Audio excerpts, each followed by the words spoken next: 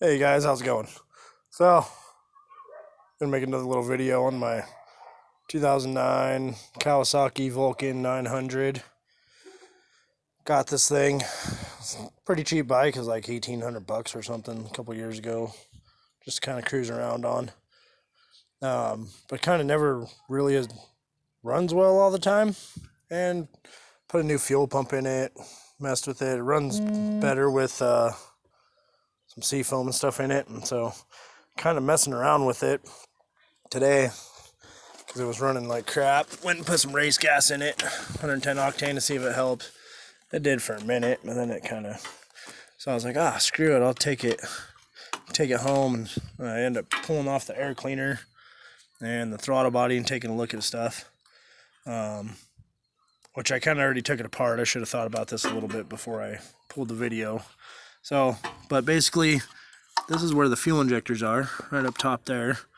I was cranking it over, making sure they're squirting equally. I was thinking about pulling them out and go get them tested and cleaned, just because it only has 9,000 miles on it and it's 10 years old. Maybe they're gummed up or something. But then I also found this cool little guy right in here. Can't really see now because I pulled out these little butterflies that sat right in here, right in the throttle body like that. They're held in with one screw. I'm going to take those out, see how it runs, see if maybe this little motor right here is acting up. I don't have no check engine lights or nothing. And I cleaned out the exhaust before because this actually had catalytic converters in it. I actually pulled off these chrome covers right here, cut the exhaust pipe, and hammered out. The bike is fucking loud. You can see it's already punched out the baffles. So, another thing I noticed too when I had it apart, or when I got it apart, I got a service manual in there, so I know what all this shit's called, but I don't have it. So this bolts onto the throttle body right here. This is where your air sucks in. Your air filter's right here. So this side of it's really clean, my filter side, which is good.